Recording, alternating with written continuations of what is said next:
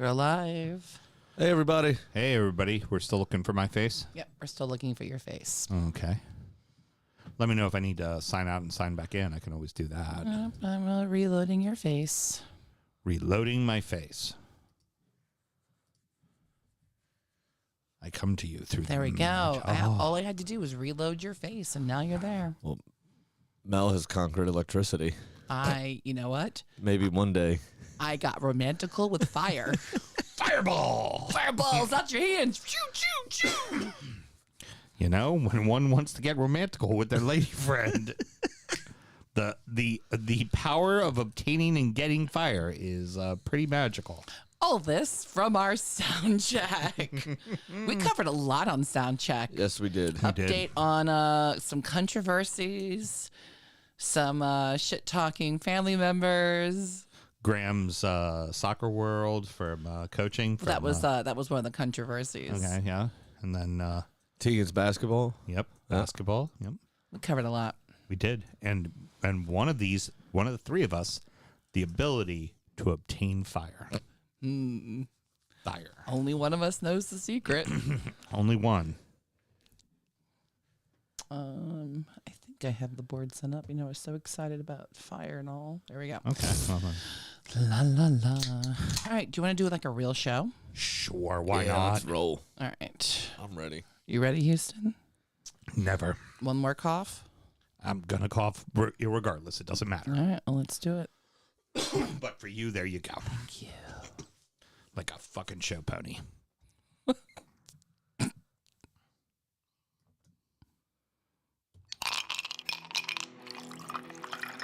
Hey, it's Brad Parker, Crystal Palace fan, and you are listening to the Drunkard United Football Show.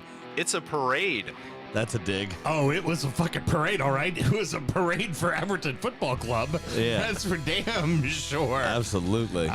Because one might say Palace were just fucking spectators in that match. That's 100%. fuck. They play like shit. You know what? If only they had the ability to obtain fire.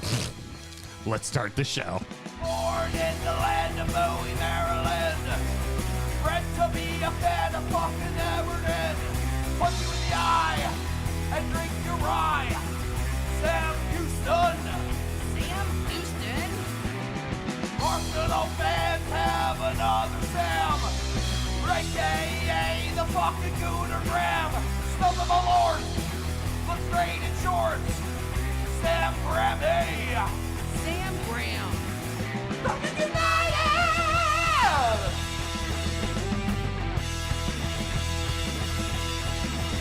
Fucking United!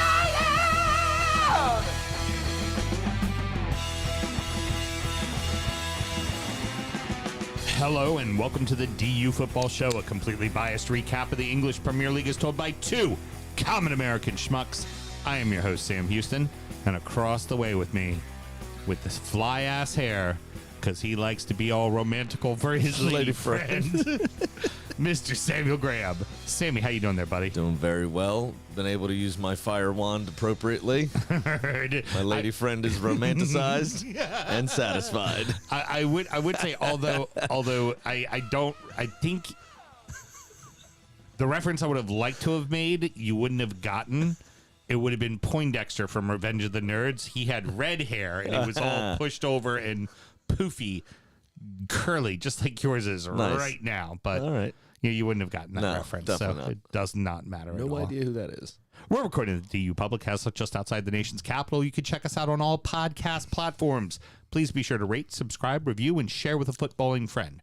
Should you want to chat with us, there is many ways that you can. Mr. Graham, tell the good people how they can get in touch. Absolutely. It is at DU Football Show on all the social medias and dufootballshow@gmail.com to get in touch via email. Not in audition. The other thing, make sure you share the live stream if you can. Yeah, That'd be definitely. nice. Yeah, let and people then know what make we're sure you doing. turn on your notifications so you get notified every time we do this. Yeah, do that on Facebook. That helps. That helps us out quite a bit. Yep. You could also subscribe to the YouTube and all that kind of stuff too. Just Yep. mash the subscribe button, bruh. Yeah, the YouTube thing. Even if you don't listen to us on YouTube and you use Apple Podcast or Spotify or whatever it is you like to use, if you hit subscribe for YouTube, that just those numbers help. It just helps build up our subscriber base. And that's, For sure. That's important. That's so. big time. And then find Drunkard United FC, of course, our closed group on Facebook, which is where most of the hashtag bans happen. Lots of hashtag bans. Lots of hashtag bans. I've also started separating out the bans into themed bans. Oh, yeah? So one meme shared this weekend by me was Sam Allardyce in his England shirt that said he managed the country longer than Liz Truss. Yep. Hashtag political ban smell. Yeah. And then it was 2 rugby players going after it, and I compared them to Sean Longstaff, or not Longstaff, Scott McTominay, and said realistic bans. So now there's multiple types of bans. Do we start doing like you do with the chicken stuff, Mel, where you get, the chicken with the arms on it, and you go 1 and 2 and 3 for each time somebody posts it on your wall? The Big Sam standing out in front of the FA, that got put up at least 6 times this weekend. Yeah. Like 6 fucking times. Well, the meme game was strong this weekend on DUFC. So I think, like, I'll get notifications and stuff, but they take, like, 24 hours before I actually receive the notification. So it's me scrolling through, seeing stuff. Right. Unless I'm actually tagged in it. So it takes me a while to see everything, obviously. And there was a lot of memes shared this weekend. Yeah.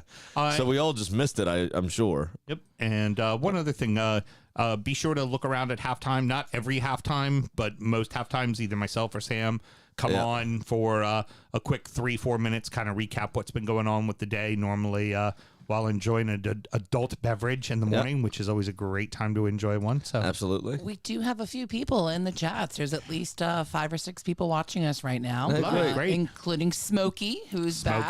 Smoke show's And, back. of course, Firehawk. Oh, He made sure it's 2 words, Firehawk. Oh, so he is actual bird with flaming wings? Because remember, we've had a long discussion about fire. This shit's important. Understanding the differences. That could be you when you're reincarnated. You know? Hashtag sound check.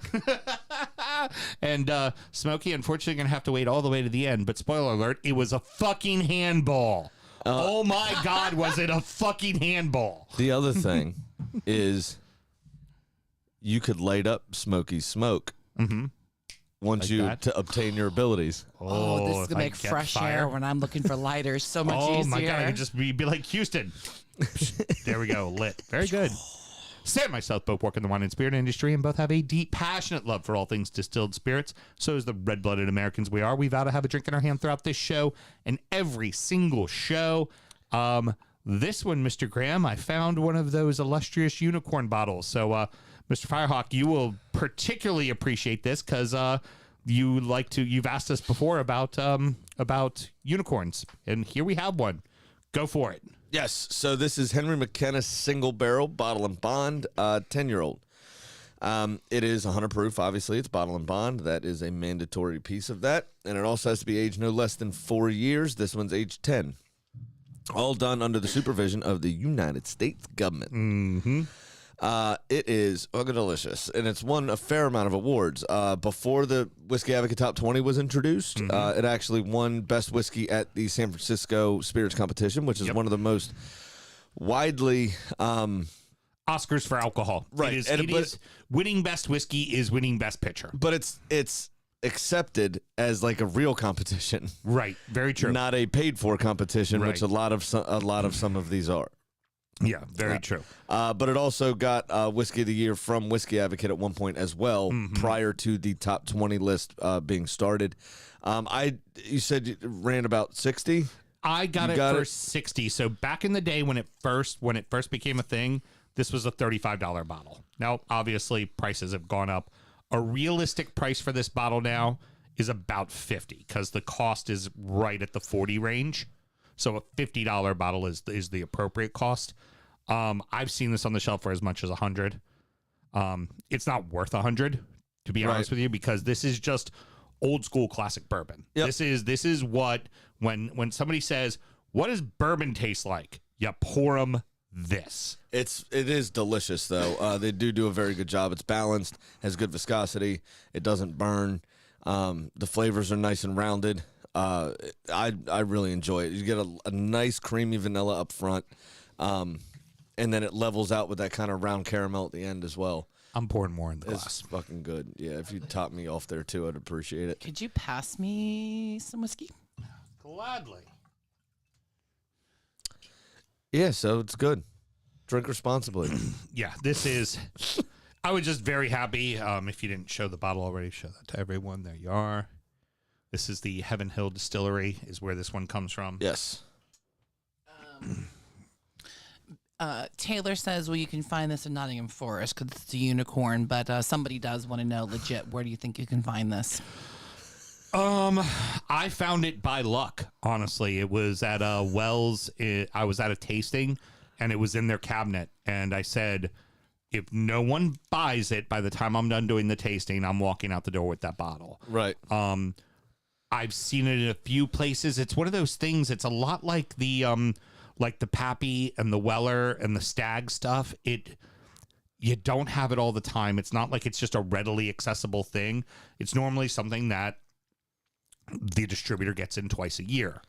And then in the case of Pappy, once a year. Right, and it's all then allocated out based on your business that they do with that portfolio and all that kind of stuff. No one can touch. It's not like you just go, oh, I want a bottle of it. So, I mean, honestly, God, I'd love to tell you, like, go to a decent whiskey shop, but also know in some of those instances, you're going to pay a fucking premium. Like, you're really going to pay a premium on it. And you have to decide to yourself. Now, for me, like you heard me just say, I don't think this is $100 bottle of whiskey. But if it's the holy grail for you, you haven't tried it yet, then it's worth $100 to you. Like I really like you that. have to hold a variable to where it is. Yeah, it's very good. I mean, you won't be disappointed if you're a whiskey lover. Enthusiast. Mine was 75 on the shelf. I got it for 60. And I was very happy with paying 60. And if they had told me honestly, if they had said, "Hey, we can't cut a discount on this. It's 75," I'd have still bought it at 75. Yep. It's a more than fair price for it, and it's worth the price of admission. It's a great bourbon, but it's just one of those. Whenever we talk unicorn bottles, honestly, it's right place, right time. Go to old dusty shelves where they have a lot of whiskey. Sometimes stuff gets hidden and lost in the shuffle. Yeah. But most stores are very smart. They know what they've got on their hands. A lot of places do. But a lot of them know. You can get lucky from time to time. Mm-hmm. So, some owners like whiskey themselves and they'll buy it even though they can't sell it, so they have it and treat their store like their personal whiskey collection. I've seen stores do that frequently. So, and they'll put it up on their shelves until they feel like drinking it. Because if they have a chance to sell it, they'll sell it. So check your kind of, BC accounts that you don't normally go, like not your destination stores all the time, because everybody's trolling those shelves. Yeah. Go to your B's and C's. You're a little bit smaller of an account. Because stuff, for instance, like with Weller and everything, it's percentage of business the way that stuff's allocated. Yeah. So if they're selling the absolute shit out of 99 miniatures or platinum vodka, which a lot of those stores have the propensity to do. Wheatley's. Right, exactly. That kind of stuff. They'll get a bottle or two of Weller, but nobody ever thinks to go to those accounts. Oh, Paul Masson as well. Mm-hmm. Yeah. Exactly. They'll get their hands on a few of those bottles simply because the stuff that pays the bills for Sazerac Exactly. is what people are buying. I start checking your B's and C's, and in a lot of cases, you'll be surprised that you may see a bottle of Weller 12 sitting at a shithole account. And don't be afraid to talk to your store owners And get on lists. Yeah, and don't walk in and be like, "Hey, can you get me Pappy?" No, you don't be like that. Be like, "Hey, so you got a great whiskey selection. I collect this. I do this." Don't ask them for something, but tell them what you like, and they'll start to go, "Oh, you know what? You should really try it. I got this single barrel from me that I picked out. You should really try that." Yep. That's a test. Do you buy that bottle? Yes. That owner now goes, "Okay, I'll point out something else to them the next time something comes in." Exactly. He just bought something that directly really lines my pockets and is important to me. Yeah. You But know? they also, a lot of them keep running lists of, Mount Airy, for instance, has their bourbon list that they keep a running tab of who wants what. And as things become available, they call you. Hey, we got 2 bottles of Weller. And they call people on the going right down the list. So get your name added to those lists, but you also got to support the store. They're not going to give away unicorn bottles to people that don't support the cause. Yeah. Or do you buy your 30-pack of shitty beer from them every week? Exactly. You probably should. Do you buy your half-gallon wine from them every week? You probably should. Yep. Like, make sure that they see you as a regular customer. Yeah, and That's how you talk get to that them. kind of shit. Like you said, talk to them, engage with them, and they'll remember you. They'll know your order when you come in. The guys might have it ready for you at the front already anyway. Your 30-pack of Budweiser and your, 5th of Old Bartons or whatever. So it's just a good idea. And, once you establish a rapport, like I said, get on those lists. Agreed. All right. You've already said it, Mr. Graham. I appreciate it, but let's go ahead and have ourselves a hell of a show. Yes, let's do that. Sorry, we went a little deep dive inside the business there, but, That's fine. hey, you know what? Somebody asks a question like that, it's worth being real honest and really talking about It was good advice. Yep. People enjoy that stuff. All right. We open with the Merseyside as one team loses in an upset on the road and the other won convincingly at home. The thing is, it's not in the order you think it would be. Graham, I gotta say, I never feel more like singing the blues when Everton win and Liverpool lose. Nottingham Forest 1, Liverpool 0, Everton 3, Crystal Palace 0. Klopp leaves Nunez and Thiago out of the lineup, not even on the bench. I think Thiago's injured. Okay, I thought he was available and he left him out, but Nunez was available. Yes. And he put him up in the stands for the match. Yes. That part's true, but I think Thiago's hurt. When you mentioned a few weeks back about the Wolves Nottingham Forest thing, don't give a team a reason. Yep. You put him, just even if you're not going to play him, put him on the bench because, God forbid, I don't know, you had 11 fucking corners. Maybe you might have needed the tall fucker to head one in. but you don't put him in the fucking stands because then what that says to Nottingham Forest? Is you're disrespecting me. Yeah, we can beat him without him. We can easily beat this team without our stud. You know who didn't sit against Nottingham Forest? Erling Haaland. Yeah, There's exactly. your difference. Yeah. You know who's not going to sit against Nottingham Forest this coming weekend? Gabriel Jesus. Yeah. Why would you not start your 100 million pound man? Right. Well, and even if you don't start him, let's say for the sake of, yes, it was 3 matches in a week and a half's time. Get it. Fine. But you at least have him on the bench. Yeah. Because again, God forbid you have 11 fucking corner kicks and you've got a giant guy with a big fucking head to head the ball and he's not available. Or somebody.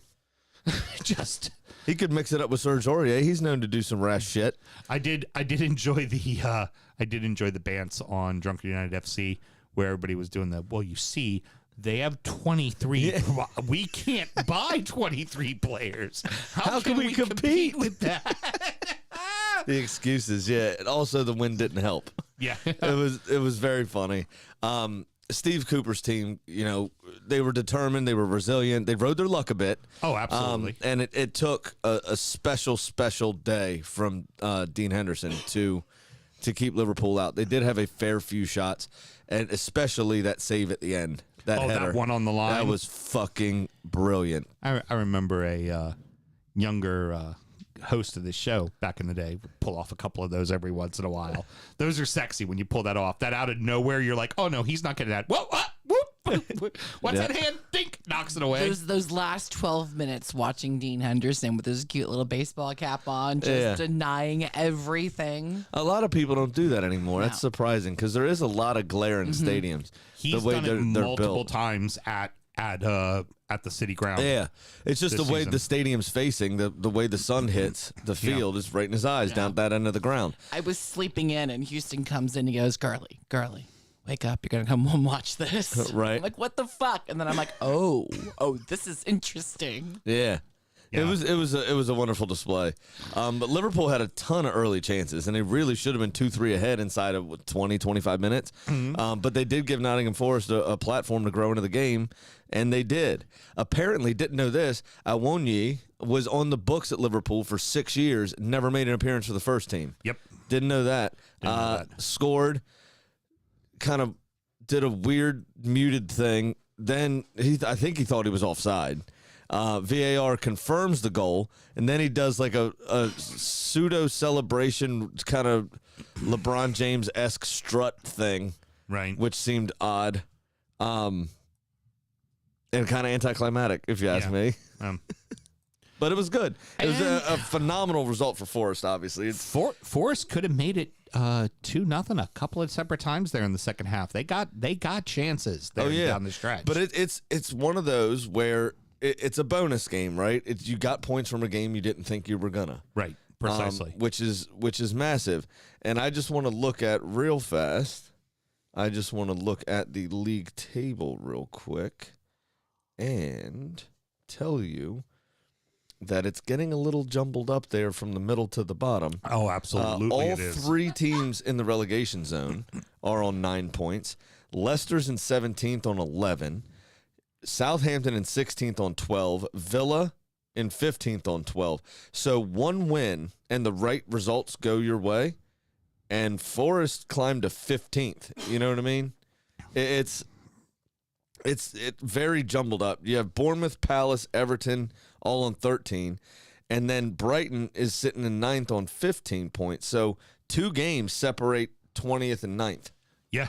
So a lot of teams can find it's getting real jumbled up there, coming into a very busy period just before the World Cup. Agreed. And then coming back to all your Boxing Day and everything else. So it's going to be a really interesting couple of months. Yeah, agreed. I think coming up here into as we enter the winter. Well, that kind of leads me into my next question. And do you think that Forest can now turn this around? Like, this might be what, gets it going. Well, it definitely could be a platform, yes. But I think what Steve Cooper needs to do is, like I said last week, those 11 guys and the 5 on the bench, those 16, 18 players, whatever it is, that's my team next week no matter what. Yeah. I'm sticking with these players. I'm going to have some consistency. And as long as you don't get annihilated by Arsenal, stick with them again. Well, exactly, right. Because when you sign that many players, it can fuck with your squad harmony. Mm-hmm. And Jesse Lingard finally looks up for it, where he hasn't really all season so far. So Forrest struck the post twice today. Yeah, as well. Besides Awoniyi's hit the post back to himself, and a couple that Allison made 2 or 3 really decent saves. Like, we're talking about Dean Henderson. Allison had himself a pretty decent game in the net as well. He did. He had a couple of really big saves. But you need that kind of harmony, that togetherness, that squad harmony. It sounds like a weird late 90s R&B group. Squad harmony. But you have to have that cohesiveness. Hold on to that lead to survive today. Sung in the style of Boyz II Men, apparently. There you go. Well, that was special just for you, Mr. Green. Thank you. I appreciate that. I knew you'd appreciate that. It was almost Water Runs Dry. Was that what you were going for? I was doing hold on to yesterday. To yesterday. Okay, yeah, I get it. That's fine. That's what I was trying to do for you. But we were there. I like it. I was giving it for you. But the same thing applies here for. Without that, if you mix it up too much, there's no consistency. Nobody gets used to each other. There's no gelling of the team at all, and you just look like a group of 11 people rather than a team. Yeah, that's my point of that. For Liverpool, great. You go out there and you get that fucking big win against City, right? You just fucked it right back off. That win against City means nothing. Means nothing. Yep. Nothing at all. It was like, oh, okay, you got that 9-0 win, and then you went out and you shit the bed. You lose to Arsenal. You get beat handedly by Arsenal. You tie in the Merseyside derby. You don't get all 3 points. Like, it's just this constant fucking off each week from this side. Is it the players? Is it Klopp? Because yes, people have injuries, and this team has a lot of injuries, but all these teams are also built to be able to handle injuries, right? Like, they're supposed to be, yeah. Like, you lose somebody, you keep on going. It just what do we expect from Liverpool now? Because I'm starting to question Champions League spot. Like, oh yeah, for sure. I mean, they're in danger of losing a Champions League spot, and that's massive for them at the moment. Yeah. This is starting to look like a 5th place team, maybe 6th place team. I think that they have a real possibility of missing out on Europe altogether, to be honest with you. I wouldn't go that far. I still think there's a charge in them. Like, I think the World Cup is going to be really telling, and you're going to have to let me answer or edit my answer now after the World Cup to see who comes back injured. But they have pretty much their full complement of players now, and they're still not getting the results they're meant to get. Right. And that's a problem. Moving on over to Goodison. Here we go. I was waiting for this. He kept in his pants as long as he could. Dominic Calvert. Something's on fire right now, Mel. No changes to the lineup from Frank, but a change in formation and a change in what they were doing. They got Iwobi further up the pitch, and they had Onana, say my name, kind of holding the middle of the name? What's my name? Kind of holding the middle of the field. Granddad. But you get exactly what you needed, especially right off the jump. Yeah. A Dominic Calvert-Lewin goal. Well, besides that, which is massive, that's huge. I do want to say Alex Iwobi reminded me a lot of Archie. Oh, yeah. And that Crazy Legs McGee over there. It's all over It's the all place. over the fucking place. But besides, Calvert-Lewin needed a goal himself. Mm-hmm. But what Everton haven't done is they used to be the bogey team for like Manchester United. Right. There was never, in this weird period of firing coaches kind of after Marco Silva, and you had a lot of people in and out and weird transfer policies and everything else, you haven't had a team that you can use to either begin something good or get out of a funk or whatever. Mm-hmm. Palace, obviously the scenes afterwards were a bit gross, but Palace is now seemingly becoming a team that you just have their number. And that started at the end of last season. Goodison. Right. Well, Palace hasn't beaten us in Goodison since the 90s. Right, but that started in this iteration when you stayed up against them last season. And now because Palace played really well in the midweek, and they turn around and shit the fucking bed. They looked terrible in this game. Yeah, they didn't have any energy. Now, a lot of that could go to the fact that he didn't have Decore managing the middle of the field, and that perhaps, Onana and Iwobi and Ghana were, Idrissa Gueye, were too much for Milivojevic to ultimately handle. Because let's face it, Oliesi and Eze, they're not going to be back there holding down the fort. They're going to be running around trying to create, The other big thing, too, this one, Seamus Coleman's been getting worked since he's come back, and he's old. He's 34, man, right? He's been getting worked. He took Wilfried Zaha, folded him up into a little tiny napkin, and put him in his back fucking pocket. Yep. And Wilf had nothing. Nothing. I mean, was just shut the fuck down in that match. And that has a lot to do with it, too. And for sure. And y'all love an aging outside back. Yeah, we do. It's your favorite thing. We really do. You held on to what's his name till he was almost Leighton Baines, so he was almost King Kazoo's age. Yeah, 30. Well, I think he was 36 when he finally retired. But yeah, well, that fucker. I mean, honestly, at 34 was still one of the best left backs in the business. Fair. One until he was 35, and then he started to lose a step and slow down a little bit. And that last season, you were like, yeah, he's done. Yeah. But yeah, the fucking I was very happy with what Seamus did. Anthony Gordon scoring a goal. The new signing, McNeil, scoring a goal from a great little flick from Iwobi. 2 assists from Iwobi, which was nice. Huge. I mean, this is... Calvert-Lewin's touch. That touch was completely purposeful. Yeah. He knew exactly what he was doing, and it was fucking excellent. Well, and his goal, the way he just kind of shrugged...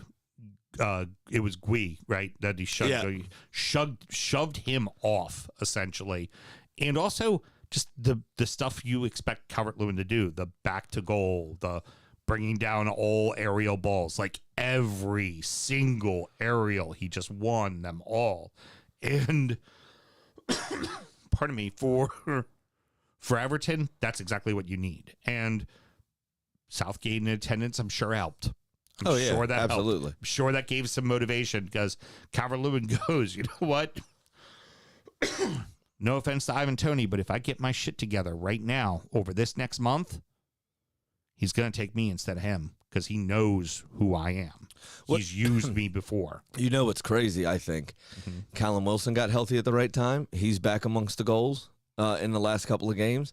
Then you have Ivan Toney doing what he's doing and being called up for the first time last international break. Didn't get used, but last international break got called up. And then you've got DCL getting healthy and now is back amongst the goals as well. Yeah. That second striker position for England is going to be a fun race to watch with these three going right at each other's throats. Yeah, who's it gonna be? I think Callum Wilson is in that conversation as well. I would give you that. Yeah, The problem is, I think Ivan Toney, for me, is probably leading it because of the injury concerns surrounding both DCL and I would Callum say Wilson. the person who deserves it currently is Ivan Toney. Right. I think that that's the person who deserves it. But in the next four, if Calvert-Lewin goes and scores 5 in the next 4 or 4 in the next 4, and he looks like how he looks, that ability, that's the one thing that he has that a lot of other players don't. It's that ability to just be able to pull down a 60-yard ball from Pickford. Oh, and by the way, that's your goalie on the national team. So Right. it's a guy who already knows what that's that fair, keeper's too. going to do. Like, I think it should be Toney. I really do, but I think they should bin off Mason Mount and put Anthony Gordon in. I'd like to think that. Oh, that Anthony Gordon goal, by the way, how fucking absurd was it that they raised the flag for offsides? That was stupid. He was It wasn't like even fucking close. I mean, it wasn't even barely close. It's almost like it's the ATP boys were like when people say the refs are out to get us, and you're like, no, they're not. And then you see something like that, and you're like, yeah, they must be. Like they have like. It wasn't even close. I mean, there was a full yard between him and the defender. How did you even Yeah, raise? it was pitiful. Just the automatic instinct was, Everton, fuck them. Raise the flag. How much money did that add on to Anthony Gordon's price tag, you think? That goal for next summer. Three goals now. So Or January when Newcastle buy him because Almiron's hurt. we're going to get him for 60 mil, 60, 70 mil. No, that'll work. That'll be fine. And we extended him. So now it's going to cost you more. Going to cost you a whole lot more. You going to be happy with 100 million Saudi blood money in your pocket? Yeah, because we're going to use that money for good. All right, so now Everton's also Robin Hood Mel. Yeah, got that. Jesus. I have thought the that was just Nottingham the Forest. documents. One final thought. This is Apparently, actually that's where unicorns are found. this is a point in time in the season. Never for heard that before. That was weird from for- Taylor, wasn't it? both of these sides. For both of these sides, they're both coming into a decent run of schedule. And for both of them, they're both teams that want to get further up the table. This is going to be anybody who isn't fans of either one of these teams, keep an outside eye. Yeah. Because for both of these, I have a feeling both of them, including because Vieira ain't going to let this shit happen again. This match ain't happening a second time. No, somebody left your ground bloodied, guaranteed. Yeah. 'Cause they got a boot in the fucking head. Somebody got hurt. Oh, yeah. Somebody got a hurt real bad. Both of these teams, I think you're going to see come the World Cup time in probably 10th and 11th or 9th and 10th, but right in that area. And it's going to be because both of them have a nice little surge up the table, which I expect's about to happen right now.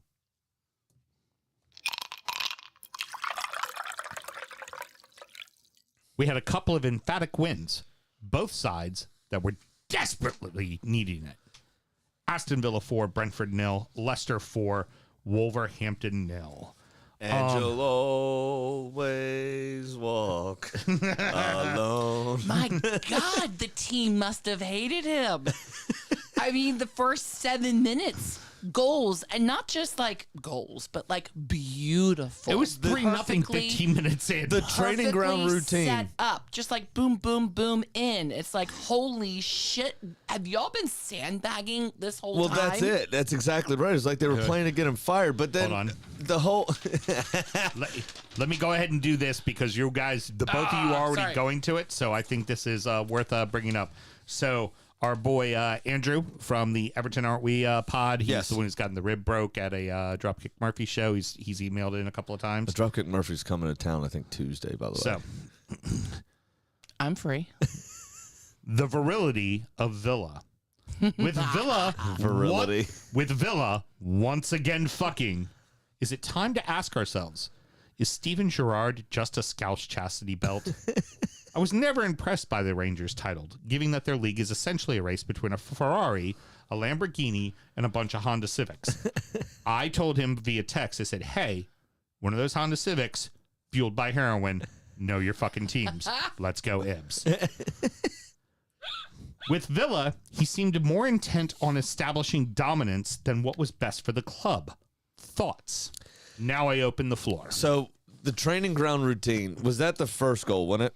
It was both of them. I mean, Well, the first goal was the... No, that was from the corner. That was the first Leon one was the Bailey corner. one. Yeah. The second one was the training ground one for Danny Ings, who, by the way, That was awesome. that guy, it's hard to believe he's 40 years old. Apparently, he's done that before. Where he's worn the noise-canceling headphones with the autistic I love mascot that him. was walking with him. I do. I have Very a cool. crush on And all things support that and end awareness. in NGS. INGS. She loves the Ings. I love the Ings and the Mings. He's an attractive man, but you got to be careful because he does get injured a lot. Well, I mean, And if your he's 40. hamstrings are crap, it hurts your hip thrust. Well, yeah, he's 40. I mean, it's amazing. He's as good as he is at that age. Less work for me. But I think that's a big fuck you to Steven Gerrard straight away. Oh, my God, It's just yes. like, I mean, and it was sexy enough. I'm pretty sure Douglas Luiz just came up with it himself. all of them. And the interim boss that was in charge for the game, I would just not hire anyone. Oh, that changed today. Well, I know, but you know who else hasn't been hired and their fortunes have changed is Bournemouth. Yeah, but They they haven't- lost 2 in a row, so I think they might start looking for the coach now. For a real coach, yeah. Yeah. But apparently the cool thing is to just give it to somebody that doesn't want the job, and then you'll be great. But it was like, yeah, so what does everybody want to do, guys? What do you think? What's that thing Dougie came up with the other day? Worked a treat. Why wouldn't Stevie G let us do that kind of stuff? No. I don't know. It was weird. Interesting flex in benching John McGinn. I think that was more a tired thing. Yeah. You think? Yeah, I don't think because McGinn came in later in the match. I don't think it's that okay. was. That's fair. I And just- nobody flexes on McGinn. Everybody loves him. But also worth Well, mentioning. as long as with, you're standing above waist height, you're fine. 'Cause you can't back that ass up on Oh, you. my God. I know And- we're going out on an Ollie- injury time. Ollie Watkins. Oh, God. I've been wanting him to get a goal. And normal Villa, the entire first of the season, you kick the ball, the goalie does something. You're like, oh, fuck. But again, Watkins was hungry. He's like, no, fuck you. Here I go again. Oh, no, fuck you. Here I go. again. Third time's the charm. And, another reason why I love Danny Ings. He looked happier when Watkins scored than when he did. just like Picked him up and just ear to ear smiled. I fucking loved every bit of it. so, just like we said in the last one, it's like Calvert-Lewin scored, Gordon scores. That's you need that. Ings get you a brace and Watkins scores. That's fucking huge. It is huge. That's fucking huge because it's not like this team has been playing bad football. It's just the ball hasn't been going in the back of the Yeah, but fucking he was net. playing such stifled shit. Like, he wouldn't play a 4-4-2 or a Right. 4-3-3. He wouldn't do anything. And his changes were always like for like. There was didn't seem... Nobody No- seemed happy. I said that after there was the no second tactical game. nous, it didn't seem like. No. Was it Maybe that's the tactical scouse. Emmy? Yeah, That's here a you- stretch. It's terrible. Like, Emmy Martinez bid him a fond farewell on social media, and Luca Digne, and that was it. yeah, no one That else. says something when the Nobody rest of the team else. doesn't say, "Hey, thanks, Gaffer. Thank you for like." Not even Ings. That's a whole fucking Ings because he played with him at Yeah. fucking Liverpool. Like Yeah. you would have thought Ings would have been Now like, we'll "Hey, say Gaffer, this: good Ings to you." isn't active on social media But- anymore, but still, Like That gets hard when the apps get, the Well, writing gets you know. small and it's the boomer. It's the boomer in him. He I mean, needs- he's he in needs- great shape for a 50-year-old man. he needs his cricket phone. Those big buttons. That's what works. that's right. But I just that's huge. That's absolutely huge. And now they will. This next match, it'll still be the same interim manager. Unai Emery signs with Villa today, but is not going to take over the team until November the 1st. Okay. That'll be his first match. I'm not going to do it. Don't do it. Don't do it. No need to I'm do not it. going to do it. Nope, don't do it. No need to do it. No, It'll be all right. I'm excited. The joy, the passion. Even Is if about to get sucked out of the club by the vampire. really, Yeah, I hated him at Arsenal. I couldn't stand him. Yeah, okay, I've here's- been behind I was behind Wenger when everybody else said no until the very bitter end. I was behind Arteta last 2 seasons or season and a half or whatever it's been when everybody was Arteta out. Unai Emery, I legitimately was Unai, get out of the fucking club. Okay, here's my take on it. The last time you guys had a 3-letter first name on your team, you didn't treat them so well, and he came to Villa and was very fucking happy. Emi Martinez, what? So We treated him fine, not according to him. and he won an FA Cup with us. Just saying, He barely escaped relegation with y'all last much season. happier over on the Villa side, and Well, maybe if he was just a little bit better, he would have played more regularly. He's going from Villarreal to Villa fucking now. Villa fucking now. Dougie gonna Doug. 3rd straight shut. I'm pretty convinced Danny Ward listens to this podcast, hears you, and it's like, fuck that guy with the coiffed hair. Well, I'm fucking glad going I out could there make getting him it better done. because he needed it. Jesus. The other thing, he didn't have anything to do in this one, to be honest. But real quick, you should mention Brentford's best player was David Raya. Oh, he had a great game. Ivan Toney in his post-match, did you hear the interview? He said something along the lines of, which I thought was interesting. Oh, yeah, the lads just weren't at it today. Kind of distancing him. We weren't at it. Right. Ivan, you were part of that, buddy. Right. You're one of those He was kind too. of distancing himself from it. It almost seemed like it was weird. Yeah, that could have been 7-8-0. Oh, yeah, Raya, easily. Raya made a bunch of big Without saves. him, that was fantastic. He's now, I know they base the Golden Glove award off of number of shutouts, which, by the way, currently would belong to Nick Pope, Correct. not Allison or Ederson. Correct. Which is what you would think. Or Ramsdale. Right. Or We give Ramsdale. up goal every goddamn Cause, game. Because right now it belongs to Pope. But if you were going to give Golden Gloves on just, saves overall, appearances, overall matches, Dick Raya deserves a lot of fucking credit right now for possibly being the best keeper in the Prem. Yeah, I'm with He's you. really I that, could agree with he's, that. He's really that good. Yeah. It's kind of like how Sanchez was last year for Brighton. It's like, yeah, this team would be in a lot of trouble if they didn't have that guy between the sticks. For sure. Leicester was excellent. I'm glad I successfully derailed talk about Danny Ward. That's bitch ass. fine. Yeah. Dougie gonna Doug. Leicester were excellent. Okay. This result has been building for a while, I think. Okay. So I've got 2 things I have to mention, and we're going to mention the first one, and then you could say whatever you want, and then there's only one thing that matters. You're right. You're And it's absolutely right. Jamie fucking Vardy. Yes. But that goal from Yuri Tillemans, that was better than the FA Cup goal. Yeah, I think That so. was fucking. That was dope. A half Speaking of what volley, Mel said, upper 90s. Oh my God, it was nasty. about Danny Ings being happy for Ollie Watkins. Did you see James Madison's reaction to Yuri Tillemans' goal? He just hands on face like like that, just like I oh love fuck. it. I love it. It was dope. That was so good. And then what was the second thing you wanted to get out? Sorry. Okay, well, I was going to just let you talk, but all that really matters is Jamie fucking Vardy. Yeah, I mean, Jamie, no, let me say it. Jamie fucking it's Vardy amazing. downing a can of Red Bull It's amazing. before he comes in, moments later scoring, and then howling at the fucking Wolverhampton. And that wasn't the best part. After he howled, he went like this and went, "You fucking stink." Yeah, he waved his nose and then pinched it, and you could see his face. "You fucking stink" to the fan. It's like, damn. There will never be another James fucking Vardy. Ever. Jamie fucking Vardy. He is howled. That's like when he went to Palace and did the eagle thing. He's brilliant. Tom Brady goat-like of shithousery. Like, there's no one. There should be Better. some special dispensation to make him Hall of Fame eligible the day he retires. Just to make sure. Best shithouse award. Ever. He's the best. That shit is so It was Brody who funny. put up the video of him drinking down the Red Bull, and I'm like, of course he was. Of course he was. Game day wakes up. You know what he wakes up with every game day? Omelet and a Red Bull. Attaboy. Yeah. Fucking love this shit. I love this shit. Of course he wakes up with an omelet and a Red Bull. He's got a source for eggs. True.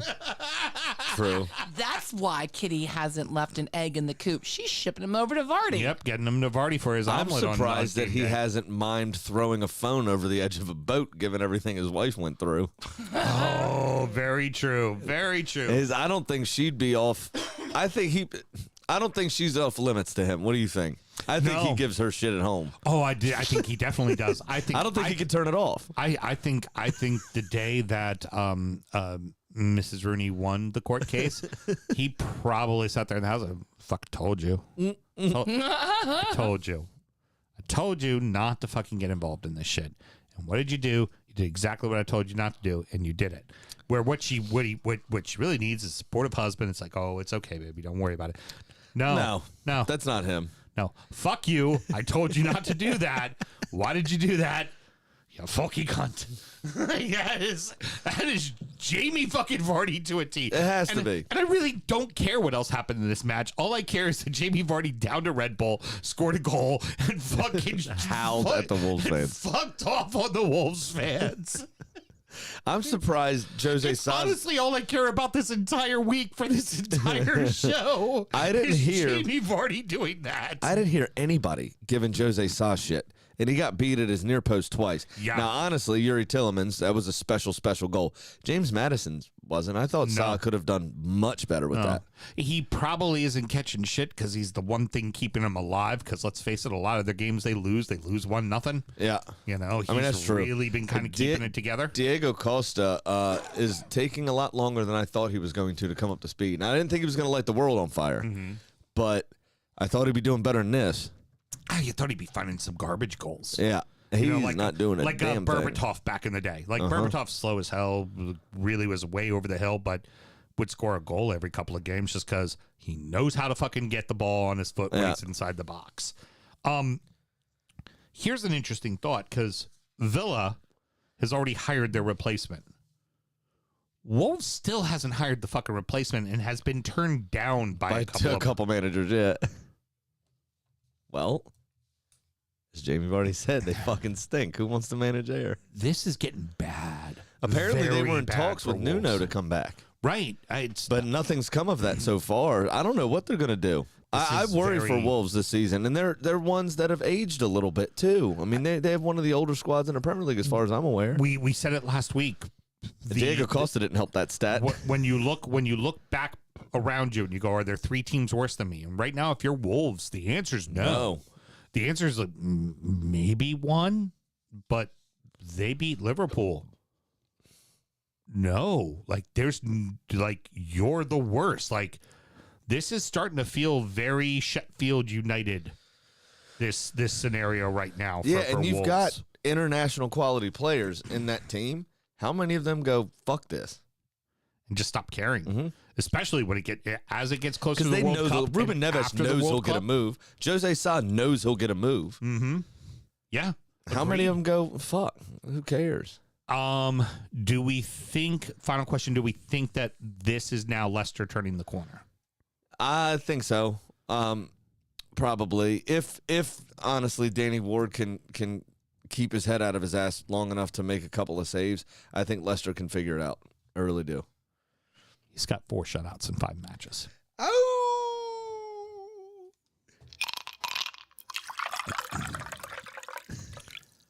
Rounding out the rest of the league in Oso, that happened. And honestly, it's not really Oso because we're talking a lot about the top end of the table here. Manchester City 3, Brighton 1, Chelsea 1, Man U 1, Fulham 3, Leeds 2, Newcastle 2, Tottenham 1, Southampton 1, Arsenal 1, West Ham 2, Bournemouth 0. Holland with a brace, De Bruyne with a goal, City fucking win. Well, it took a while for City to make the breakthrough from what I thought was going to happen. The first real action of the game was Holland asking for a generous penalty, to which the referee replied, no. Right. But instead of killing the ref, and I'm proud he showed that restraint, his using, the referee's head as a Viking warning sign, sticking it on top of the corner flag or something.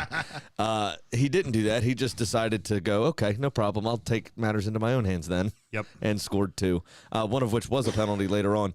9 minutes, though, he received a pass from Ederson. So City don't always have to make it pretty either. No. They can go Big Sam Route 1 style and it was as well, apparently. It was fucking pass. Gorgeous ball.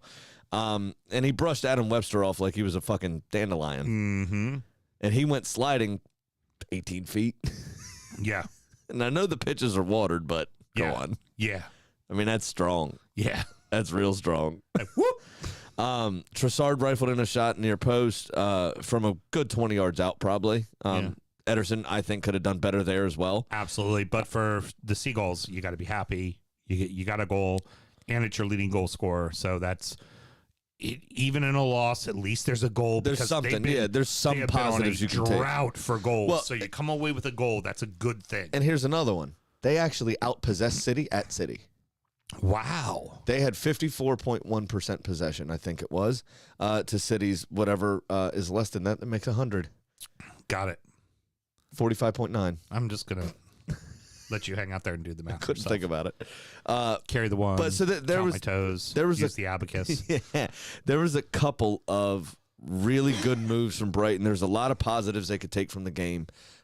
So I again don't think Brighton are having any issues necessarily. They need to sort out who's going to get goals on a consistent basis. But other than that, they're still a good footballing team. And Graham Potter really did work his magic and lay the groundwork for a good foundation. Don't look at me like that. I blame us. We gave them the nice little pat on the ass and said, hey, Brighton's really moving in the right direction. Then they fucked it off right after we gave them that vote of confidence. So, yeah, I mean, that's fair. I mean, we do tend to do that. We are influential like that as a show, you know. Yeah, what I want to know also is who gave Manchester City the Game Shark, the cheat codes to football. I don't know. 22 goals in all competitions for Holland, 17 in the Premier League already. He's going to hit 20 goals before the World Cup, let alone Christmas. Right. That is insane. And if City can keep him fit, because the worry is, it happened at Dortmund a lot, where he would pick up these small little kind of niggling muscle injuries. If he can stay fit up until the World Cup and then gets a month of rest, the Premier League is in a world of hurt. He could legitimately score 40 or 45 goals. Yeah. Yeah. Oh, I totally agree. I honestly, I could see him putting out 50. I see him getting over 50 in the league. It's insane. This is, and he's still 21, 22. It's a fucking baby. Gotta wait for somebody from the Bundesliga to transition and get used to how to play in the Prem. Nope. Nope. Well, and then City normally like Jack Grealish didn't start for 8 games. Right. We could use him bit part, at the end while he was getting up to speed with everything. Holland settled right in. It's scary. 3 hat tricks in a row. It's scary. Very scary. Fuck. Chelsea and Manchester United, I'm going to say this very bluntly. It was a shit match for 85 minutes. An absolute dog shit match for 85 minutes. And I was hanging out with our boys from the Crab Cake and Whiskey crew. And most of them are United supporters. And they're like, it was a chess match. I told them the following. I've never seen a chess match where both participants in the chess match make moves that actively move everyone backwards. Yeah. It was like I'm going to replace my pawn with a knight, but I'm put the knight all the way back here. It was just moving the pieces back. I got a chance to put him in checkmate. I'm going to make a nice little wall right around. I'm going to put a nice little wall of rooks right around my king. That's what I'm going to do, and nobody can get in here. And then you know what the other side did? They went, "Ooh, great idea! I'm going to do the same." I thought there were chances in the game. I thought it was bad football, but it was an exciting game as there were chances. De Gea and Kepa both had to make good saves. And I think Kepa over the last 2-3 weeks has put himself back in the conversation for the Spain squad, number one. He has. But and especially at club level, I think has now solidified his spot over Benjamin Mendy. Oh, he's the number one again. He's absolutely the number one. Is his name Benjamin? Yeah, Benjamin Mendy. Is it? Yeah, it's Benjamin. Okay. We sure about that? Yes. All right. let's not get hung up on that. We're already 50 because minutes the into other show. Benjamin Mendy's in jail for rape. We're already on 50 minutes into the show. Let's Heard. not get hung up on that. Got it.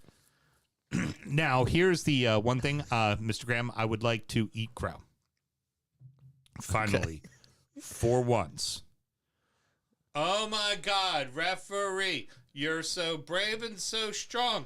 You called somebody holding somebody on a corner kick. That wasn't a hold. That was a fucking tackle. It's, you know what? It's credit. I said they would never call it for Big Six sides. They would never call it when it mattered. They would only call it when it didn't matter.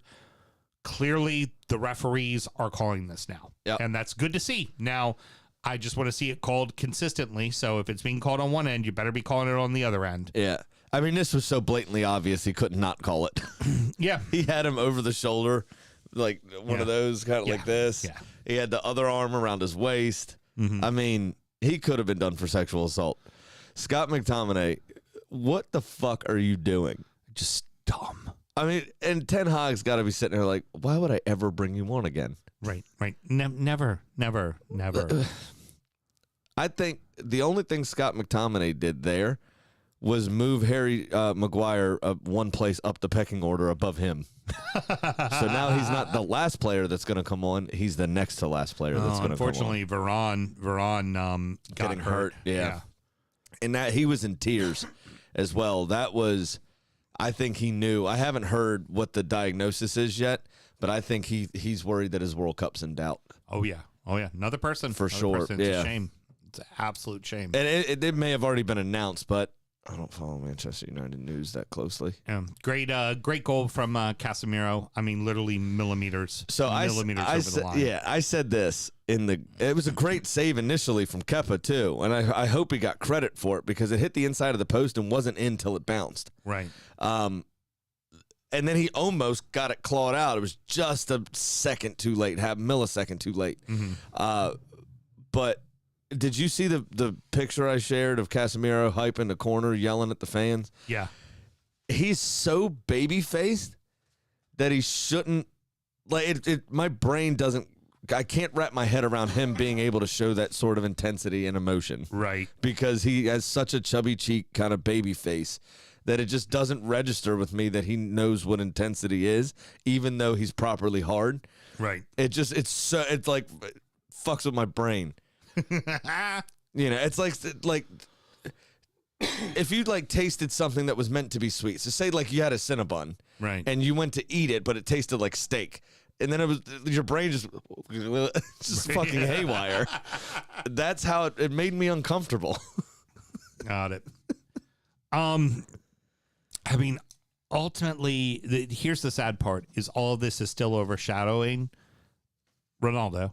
And what got talked about the bulk of that match? Oh yeah.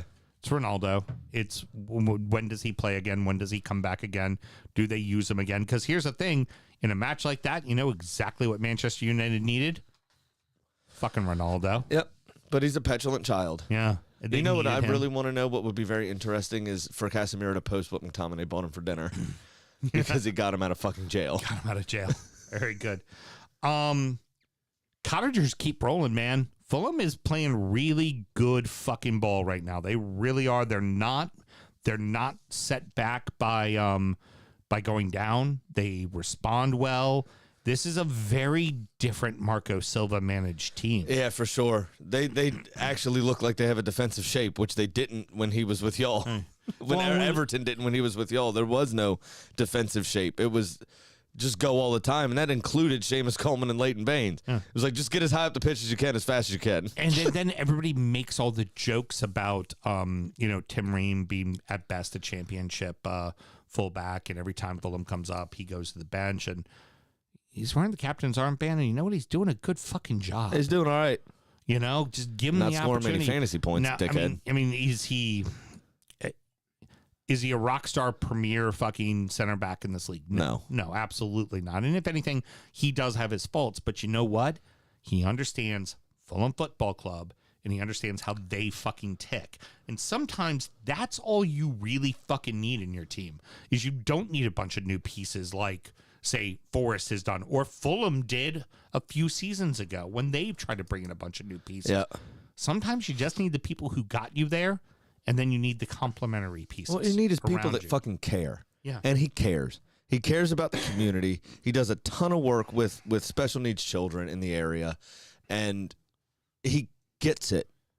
And He just gets the club, the community, the politeness, the everything about Fulham that makes them Fulham. Yeah. Just get that you, man a Vittoria sponge cake. I heard. And then you look at that in, you look at, say, like Mitrovic also just seems to be getting it now. Like Yeah. those guys are A very getting different it. way, but yes. Yeah. But they just, the players seems to be clicking for them. Now, that being said, on the other side, they're not playing bad football. Leeds are playing good football. Mm-hmm. They just keep fucking losing. Like, it seems like Marsh has a good system. It seems like the players are responding to Marsh. The players that are there are good, but how is this team just keeps fucking it off? I'm really worried about the resurgence of Ted Lasso memes once he gets fired. Yeah. But I think he deserves another chance, and I think he's gotten himself enough credit that I think he does deserve another chance in the Premier League when he does get fired. I think he deserves at least through January with this club. Oh yeah, I think he the deserves World the Cup. next I month. think is keeping a lot of people in jobs. To be completely honest, And that being said, there's been more firings this year than any season. wow, has there? It Yeah. doesn't feel like it. Yeah. Huh. At Interesting. this point in time in the season, there's been more firings this season than any other season. That's interesting. I wonder if part of that is skewed because of how early the season started. Mm-hmm. So really, we'd be in the second week of November right now, where we are in terms of games played. Right. So I wonder if that's skewing that stat because we started the first week of August. It could be. It really honestly could be. But I don't feel like there's been that many. It's been quite a Yeah, bit. Wolves, Uh-huh. Bournemouth, Mm-hmm. Chelsea, Villa. Villa. Now, 4. who else? Is that it? That's it. 4. I don't feel like that's a ton. I don't know. Obviously I'm wrong. I mean, last that's season at this point, I think we had 1 was Watford. damn. What Watford? Does that even count? Yeah. I mean, they changed managers like they so do then socks. last season we had 0. If you don't They count changed Watford. managers like socks. Were you caught surprised by Rodrigo's goal? I was. It was slow and loopy, and I don't feel like it should have went in. Okay. Oh, goal? Yeah, it was weird. It was a pretty bad effort from Jack Harrison as well. Mm-hmm. But I had a little pun joke here. Go for it. All right, Fulham should have been ahead, but a fantastic save on the line from the Leeds defender. Then they march right down the field and score through Rodrigo. You like that? That's pretty good. Mitro equalized, of course, with an excellent header. That was fantastic. I don't understand how no one picked up the biggest guy on the field, though. Right. It was a free header. Yeah. No reason. Yeah. Hey, mark the big lad. Yeah. Should be the pretty ball might simple. be going to him. Should be pretty simple.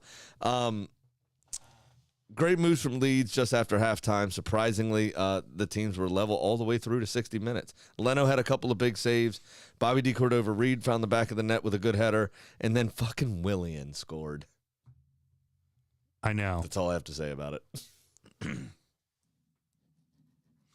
Go figure. But, yeah, Willian. Go figure. Fuck. Ridiculous. Moving on to the next one. Huge win for fucking Newcastle. Inspired my shirt choice today. Dortspirect, yeah. Yes, sir. In one of the big six's buildings. Now, granted, I would also say, though, Spurs are really not looking good right now. Like, they're very disjointed. Very, very. And I wouldn't have expected this from a Conte team. The one thing that Conte, like I expect this from a Mourinho side, but Conte just kind of seems to keep his shit together. And yeah, it's just not happening at the moment. They're not ticking on all cylinders. They're not getting in the positions they should be getting in and that they normally find themselves in. Well, conversely, Newcastle are doing just the opposite. They're clicking all over the field. I mean, they have the best defensive record in the Premier League, and that's giving up 3 to City in that game as well. Right. Excuse me, earlier in the season. Miggy scored again. That's awesome. Callum Wilson again. That's awesome. Fine finish that. Hugo Lloris was like a kerchief blowing in the wind. Not sure what he thought he was getting there. It was like one of the pundits I heard today talking about it said that that goalkeeper panic when they stepped foot out of the 18 and they were like realized, oh fuck, people can touch me out here. Yeah, they can. And you saw that moment of panic in his face. But Wilson just stood his ground. I mean, Lloris ran into him. Right. In my opinion, I don't think there was a foul at all. And then it was a great little chip. And Lloris actually smart. Didn't put his hands up because he was only about half a yard outside the 18, and he tried to head it. He knew exactly where he was on the field. He knew he had fucked up, but he knew exactly where he was on the field and spared himself a card or a possible sending off, which was actually good from him. But a great finish from Callum Wilson. And then Nick Pope, again, just the couple of chances that Tottenham had, Nick Pope was right there to shore up shop, and it was an excellent display all around. Absolutely agree. Absolutely agree. You know what? This is how bad of a manager Steve Bruce is. Most of the players that are there, because the Saudis haven't really started spending money yet, right? Yeah. They've spent, I think, a total of $110 million. It wasn't even Guimaraes, Trippier, Pope. Yeah, but Trippier came in. Botman. Trippier came in when Steve Bruce was still there. Right, but it was still the Saudis. Was it the Saudi? Was it a Saudi signing? Yeah, it was a Saudi signing. So, but what? He was $25 million, maybe. Yeah. Guimaraes was only 40, and I think Isak was 70. Yeah. So maybe 135 million pounds they've spent in 3 transfer windows since they took over. Well, you also count Pope and Botman as well. Yeah, but Pope was coming from a relegated side. He was always going to leave. That was easy. Pretty cheap. And also, they didn't need another goalkeeper. I feel hard. I think Dubravka and Darlow should feel hard done. Yeah, but Pope's fucking Pope. No, he's excellent. Yeah. But then, and then Botman was actually a big signing. Yeah. And Dan Byrne, but again, that was still under Mike Ashley. Yeah. I think Dan Byrne was. Byrne was under Ashley. But they have, they really haven't added a boatload of players yet. It's not like Forrest or whatever, but a better quality. They've done the right business, and Eddie Howe has put them together the right way. Last week I said there's not a lot to talk about when it comes to Newcastle because until they beat somebody big. They just beat somebody big. Just beat somebody big. You're in the discussion. But you're going to be right in that. They are as of right now. You keep doing exactly what you're doing. You are in Europe, which is ahead of schedule. Yep. Because this year it's finishing 10th, and then next year get into Europe. You're in Europe next year. But I just think that it's very obvious how bad of a tactician Steve Bruce is. Oh, he's fucking terrible. Because it's mostly the same players. Mm-hmm. For the most part, it's still the same players. And they're in fifth look fucking at the place. fucking tune that Eddie Howe's getting out And of they're them. in fifth fucking place. Yeah. Get another sausage roll. All right, on to the next one, Sam. Let you go ahead and lead this off here. Yeah, so I just wanted to make sure everyone knew that nothing else in the show has mattered because the 9th thing that we're talking about is Arsenal Southampton. You see what he did there, Mel, right? You saw what he did there. Nothing else mattered. It's the 9th match we're talking about. Still subtly sliding. I know. I've got a pro Arsenal agenda screen here. Let me just change that on the video feed. There we go. Now you're ready. Now the channel's open for you to have your agenda. Proceed, I had to please. shoe it in somehow. I mean, it's a tie to Southampton. Not sure what you're proud about, but continue anyways. I'm proud of getting one over on Kenny again because he texts me every time I make a reference to 9-0. And so I shoehorned it in a better way this time. Great start by Arsenal. Effort, enthusiasm, everything was there. Great goal from Xhaka with his right foot as well, which isn't normal. But the first 45 was all Arsenal. But me and Rob were texting during the game, and I even said to him, I said, we need a fucking another goal. Southampton are starting to grow into the game. I don't like it. Yeah. And at halftime, they came out, in the second half, rather, just after halftime, they came out the better team, and they didn't let up, and they finally got their goal. Now, Arsenal did score, and it was ruled out for an offsides. So we could have won the game 2-1, but Newcastle had their chance, or Southampton rather had their chances as well, and Ramsdale was forced into one or two pretty good saves. Yeah. And Arsenal looked like they were almost out of ideas. The substitutes, I think Arteta was livid, and rightly so, because the substitutes, but Kearney worked hard, but the quality just wasn't really there. We're really could use Zinchenko back. Yeah. At the moment, because a lot of what we do in possession is he steps up as almost an extra midfielder, and stays up in that area and help is another creative force. Tierney's just not creative. Right. He's a good defender and he's a good leader and he works hard. He's just not very creative. Right. So if that's the way we want to play, that's one less creative person on the field. We looked like we ran out of ideas, and the substitutes made very little impact. Fabio Vieira was a punk ass when he came on, getting knocked over, just found it very difficult to get up to the speed of the game. Great point for the Saints, and this is what you need to do. We've talked about this earlier on in the season for the Saints. You got to be strong at home. This is where you got to get points. This is like that's where I earlier on when I said where the Saints lost to Everton at home, I was like, this is a massive 3 points lost for them because they're going to be battling to stay up. This point against Arsenal in your building is fucking huge. This is what you need, because also with a young team like this, you want them to feel good. You want, especially you got the home fans behind you, and in this moment, that's a great fucking point for them. It really is. And and as you mentioned last week, take away the 2 games against City you still have. Unfortunately, as we go down that checklist, these games are still going to happen for you guys. You're not a championship team yet. No, right. Yeah. You're close. You're getting there. The problem is just not it yet. The youth of our side, again, we're the youngest squad in the Premier League on a regular basis. Yeah. You're going to get results like this. Now, the last 18 months of experience as we suffered through some of these growing pains have shown the dividends that experience pays this season so far. But occasionally, you're still going to get this. And again, like Fabio Vieira replaced Martin Odegaard. I thought the one mistake Arteta made was taking off Martinelli, in my opinion. He's very busy, very direct, as always. And a lot of what we did good came from him. Yeah. Saka as well, of course. Our wide players are so very important for us. And he replaced excuse me, Odegaard with Fabio Vieira, who literally gave the ball away 17 times. Like, it was absurd. Right. At one point, I just yelled at the TV, hold the fucking ball, you cunt.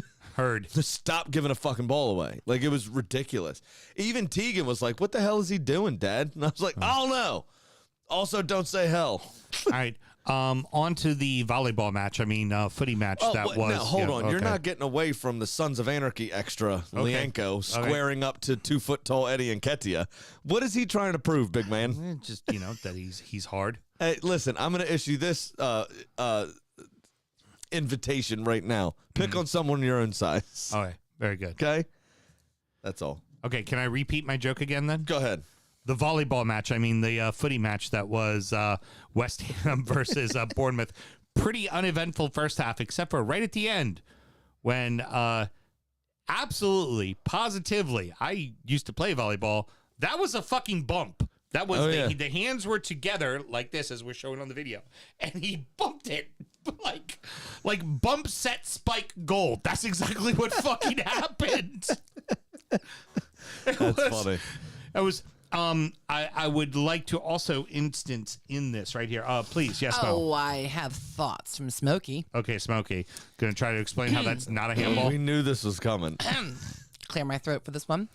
He's holding his cock and eyes are closed as he's trying not to get any flick on it. In all caps, not a fucking handball. Oh my God, such a fucking handball. So now I will say that if he didn't make a motion towards it, and his arms were within his body frame, shouldn't be a handball. But what they've said is any handball for an attacking player that leads directly to a goal, i.e., you control it and you gain an advantage from controlling it with your hand. It directly led to the goal. Should be ruled out. It directly led to the goal. To the letter of the law, that goal should have been ruled out. You just want to say, you know who was on VAR for that call, right? Mike Dean. Dino. Saw that coming. Fucking Dino. Of course it was fucking Dino. Dino went and make it all about himself there. Of course he did. Now, all that being said, West Ham was far and away the better side. Well, possession was almost even, Yeah. but West Ham turned that into 20 shots. I think I just saw, Yeah. West Ham was the better side. So West Ham deserves but to only win that 4 on game. target. West Ham deserves to win that game, but that was a fucking handball, man. It's a fucking handball. So I also need the documents for this one Okay. because now I'm going to bring in just a touch of fantasy chat for me and Her Highness here. Mm-hmm. We both had a Bournemouth player. The opposite forwards. She had Philip Billing. Mhm. I had Solanke. Or have Kiefer Moore. Solanke. Kiefer Moore, I was rather. going to say, I have Solanke. So in this game, right, between Lindsay and I, and actually it finished as a draw, which is legit, I think. That's a fair result. But Kiefer Moore comes on at halftime to replace Solanke. And then I'm not sure how it happened. Sufal got an assist. That's how it happened. He saved the day for me today because she ended up also with 41 points. But the universe was trying to throw up some weird shit where we were like separated by like 2 points or something. Right. And she was beating me by like 2 points. And we had one Bournemouth player left. But I got an auto sub from Sufal because Koulibaly didn't play. There you go. Get in. Yeah. So we ended up tying 41 to 41. Auto sub is why I lost as well. Was it? One last thing to mention, and then let's wrap up the segment because goddamn, we've been going for a while. But hey, at least this week we had some shit to talk about. Yeah, no shit. At least there was some funny stuff that Yeah. happened. Cherries. This is now 2 in a row, and I know you've been downplaying it, but I've been saying when the losses start happening, right, as they were getting the results in those 6 in a row, I said eventually they're going to go in the other direction. Mm-hmm. My prediction is before the World Cup, they go hard in the other direction. I think they go really backwards. Got it. And we see them before the World Cup sitting in either 17th or 18th place. interesting. I think we see them go very quickly the other way because, like you said, the points are really fucking tight right now. Oh, yeah, they're very tight. I mean, you could find yourself in one game, you can move up 5-6 places still. And after 10 games, this is where 10, 11 games, you normally start to see the separation a bit. And we're not seeing it just yet. And the league is a toss-up, man, right now. And I think this Winter World Cup is going to fuck everybody. Yeah, these next 4 games are big. You'll have mid-level to lower teams be able to rest for a month, while the Big Six send off 17 of their 25-man squad to their internationals for the World Cup, and they could get injured. They could get tired. They could get all sorts of things. What happens if Jordan Pickford breaks a finger and he's out for 2 months? What are you going to do? Right. Well, You know, Begovic, but well, what I'm saying, right. But there's a drop off in quality there. There's a reason Pickford's your number one. But I also What happens if Iwobi gets hurt? But also a lot of my team, Nigeria didn't make the World Cup. Oh, that's true. They didn't qualify. A lot of my team didn't make the World Cup. Honestly, I'm looking at it going, okay, we got Wolves on Boxing Day, awesome, and then we got fucking City on New Year's Eve. That's just back from the Cup. Yeah. They're gonna have a lot of guys who just play like. We might be able to catch them off guard. Right, that's what I'm saying. Like, we you're gonna really see, could get them. Right. All of Arsenal's starting 11, for the most part, is going to the World Cup. Yep. What happens? We come back to 3-4 people get hurt. The drop off to our second team is pretty vast. Yeah. We could drop a ton of points in that New Year's period. We could find ourselves with an early exit from the FA Cup. You know, all that kind of stuff. And when that negativity starts to seep in, a lot of things can go wrong really fucking fast. Very much so. I worry. That's why I'm worried for Liverpool, man. I really am. They're in trouble. Not from the blue. Sure money. All right. I lost again. Down no less than $1,100. Fuck. No, damn it. This isn't going well for me. I'm going to just get mine out of the way since Pat, he's good. Oh, great. I thought he'd be asleep by now, tucked away in dreamland. So I won't go over my shit just yet.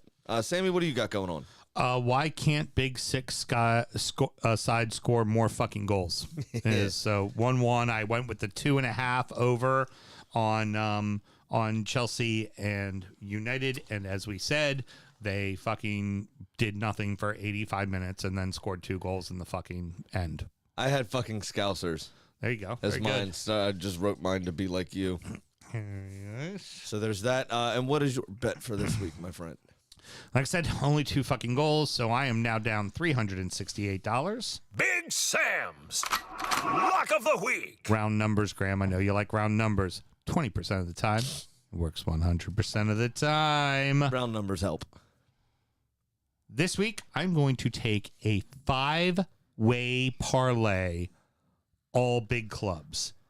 City, Spurs, Liverpool, Arsenal, and Chelsea, all to win. If all 5 of them win, plus $716. There you go. That's actually pretty good for a bunch of favorites. The only iffy is Chelsea going to Brighton. Yeah. That's Fair. the big iffy, and that's why it's 716. Because before that, I went with the 4, and it was like 200. Yeah. When you start putting out weird shit like that, it gives me a big stiffy. I know it does. Gets you very excited, doesn't it? And now, it's time for our degenerate gambling friend Pat's Pick of the Week. I read his email already, and you're going to get really stiffy. I read his email too. Pat, what's going on, dude? How are you? I am a little bit worried right now, but that's okay. Why? I've got a lot on this Monday Night Football game, and it's not going well. Oh, no. Who'd you put money on? But it's not the money; it's in the survivor pool. So we got 3 going for New England, and 1's already taken Miami. So if New England loses, they're down 10-0 right now. Piss away $3,000. So Oh, no. that's the winning. That's winning 3,000. So yeah, and I think we're gonna talk split too after this weekend. So maybe like split it up. All 4 of us get 500 and play for an additional 1,000. So Okay. a little Very bit good. worrisome right now. The world of a degenerate gambler, like Yeah. he note whenever we have to have him go off script, he always kind of messes up, except for when he has to go off script about gambling. And then he's yeah. like, Rain Man, brrr, boom, lay it all out. He says stuff sometimes. I'm like, I didn't even know that was allowed to be bet. I don't even know what that means. Is that legal in 50 states? Like, Yeah. He just says words that I don't know. I've never heard them in that order. he's doing what with the pony? I don't understand what's going on over here. That's right. All right, Hey, and well, here's a little off script too, because I caught the first segment about you had the Weller 12 in there, which is McKenna Bottle and Bond is what we had. We were talking about the Weller 12 though too. okay. I guess I caught a little bit too late into it. Yeah, but you're totally right, man. You can go into some like out of the way stores that sell a lot of like Parmesan or whatever, and they got bottles of that stuff. They don't even know where to put it or what to sell it for. Yeah, It's like ridiculous. They don't even understand it. Yep. You know. And Yeah, so- exactly. yeah. I put it in all the time. I actually had to talk them into taking it. I was like, no, just put it on your shelf and put $100 on it. It'll be gone by the end of the day. But, whatever. tell Sam Houston where those accounts are. Just send me a quick Federalsburg is one. Get it. Heard. Got it. I'm a supplier, man. I'll make those drives. I can make up a couple of accounts to go see. Good thing I've got my trusty No pen here doubt. to write that down. All right, sweet. All so right. what you lost last week, obviously. So what you got going on? Oh, absolutely. I lost. 500. Yeah. Remember, he put I 500 know. on that I one. remember. Yeah. So yeah, yada yada yada. I'm down $770. Yeah, last week was a huge blow. Liverpool losing to Nottingham. I looked it up. The last time Liverpool lost to Nottingham was 1996. So in 2048, you can put your money on Nottingham again There we go. to beat Liverpool. So yeah, this week I'm just going to piss away my money because that's what degenerate gamblers do. I'm going to take 100 on Leeds over Liverpool for plus 800 and Go for it. Nottingham over Arsenal plus 1300. Fucking go for it. It's fantastic. And they're never going to hit, but you know what? Who gives a shit at this point, right? Just throw the money down the toilet, and at least I'll be a little bit lower down, and the teams that shouldn't have won won't win, and I'll be kind of happy about that. Yeah. Yeah. So 2 years ago on a flyer, I just went, for no good reason, Everton's going to beat fucking Liverpool at Anfield. And they did for plus 1,300. Yeah. I was like, fuck it. They're going to do it. You know what? The other piece to that too is this is Pat's moment where he's been putting everything on either just red or black, Right. and it's gone horribly wrong. So you know what? I'm going to take this last $75 and put it on 00.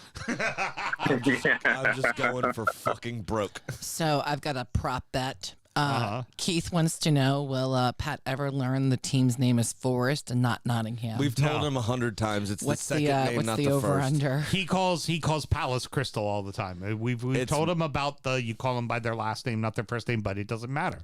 Yeah, it sounds really Unless bad when he it's- comes home and says, "Wife, I lost a lot of money to Crystal." Yeah, exactly. That's right. Is since that I just got through Ted Lasso for the second time, I'll learn that when Ted Lasso learns what the offsides rule is. Fair enough. I love it. fair? We'll ask Jesse Marsh for you. Yeah. You like that? All right, bud. Well, thank you very much. We appreciate it, and we'll good luck in your survivor pool. This evening. I will be up late tonight, unfortunately, watching the end of this goddamn game. There you go. Depressed or happy, I don't know which one. Beautiful. All right, brother. Be good. I see ya. All right, so to get Gold. myself, Gold. Fucking gold. thank you. To get this myself, that is, out of the dungeon, I have decided to go for a 6-gamer. We are all throwing caution to the wind. Fuck it. I've got. Watch us all fucking hit. This is all favorites except one. Mm-hmm. Okay. City over Leicester, Chelsea over Brighton, Newcastle over Villa, Arsenal over Forest, Everton over Fulham, and United over West Ham. Mm-hmm. If all 6 of those hit, and I might actually go to the sports book and bet it, if all 6 of those hit, plus $3,468 Holy on a shit. $100 bet. I mean, Villa's fucking you up right there. I don't know, because Newcastle are good. Villa got rid of their chastity belt. And then you got another one. Oh, yeah. We haven't scored as few goals as we did, except for when he was in charge. Told Again. you, Unai Emery, defensive-minded coach is what I told you, Mel, which means you no longer score goals. I think you're going to be pleasantly disappointed. That's all I'm saying. That's the show title. Pleasantly disappointed. I'm putting my foot down. That's the show title. You're going to be pleasantly disappointed. Oh, fucking It's just one of beautiful. those things, man. For some reason, it just doesn't. I don't know if it's the high octane nature of the Premier League or what it is, but the only evidence I have to go on is when he managed us, and it just wasn't a right fit. You know what's pleasant and never disappoints? A fucking chicken.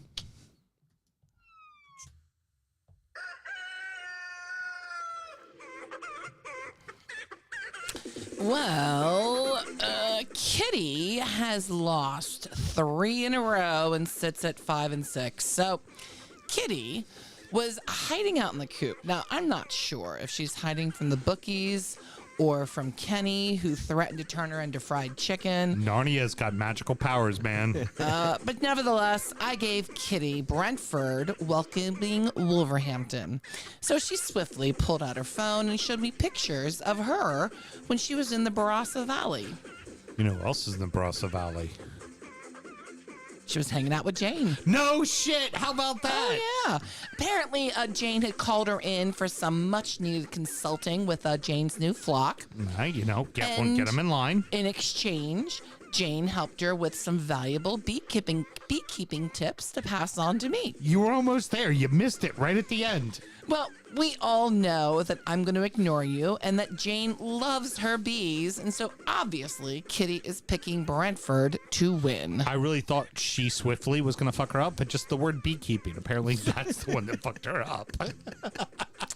Well, you better be keeping yourself straight while you gamble terrible. legally and responsibly. That's so bad. Championship corner. I've fallen and I can't get up. Oh no! Alive, oh no. Ending on a question mark does not emphasize confidence. Mel, it's pronounced the. All right. So the midweek tossed up some weird stuff. Preston, did we actually go over that? We did. We did the midweek You're already. right. I was really tired on Thursday. No shit. Still a little drunk, too, from the tournament.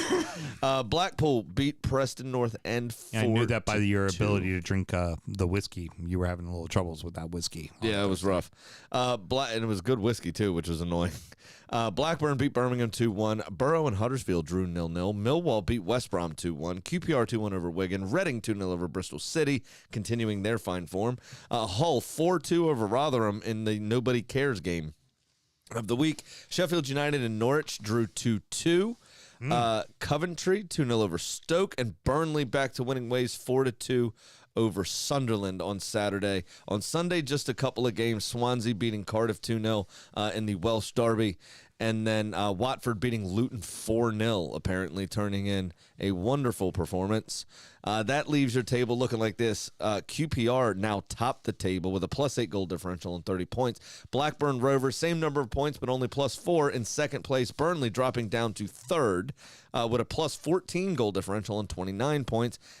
But they've played a game less than Blackburn, so they can leapfrog them. QPR, though, are on the same number of games as Burnley on 16.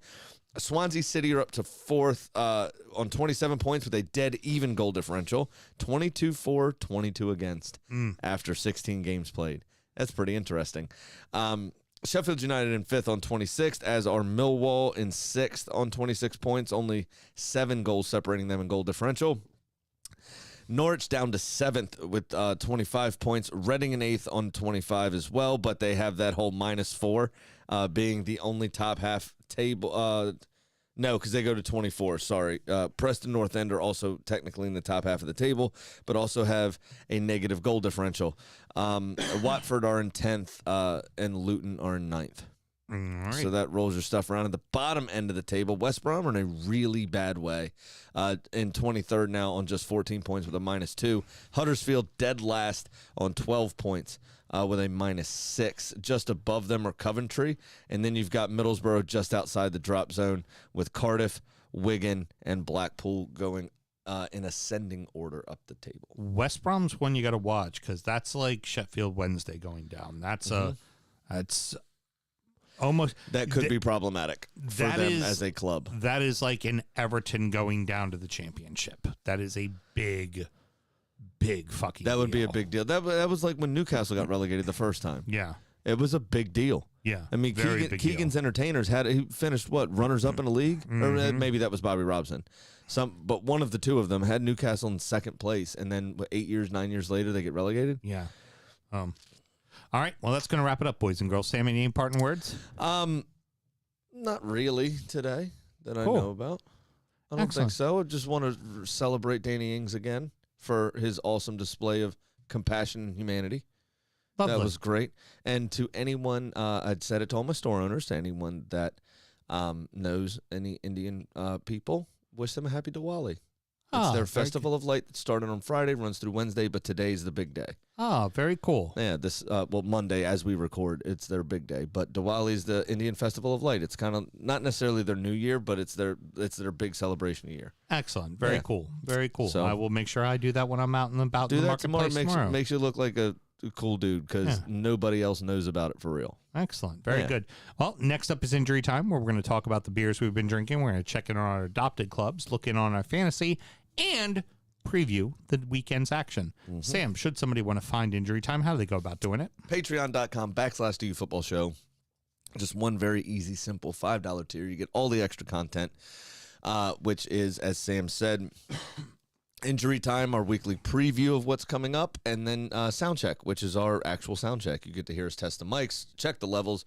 Mel pushes the buttons, normally pisses Sam the fuck off, and then we catch up about our week.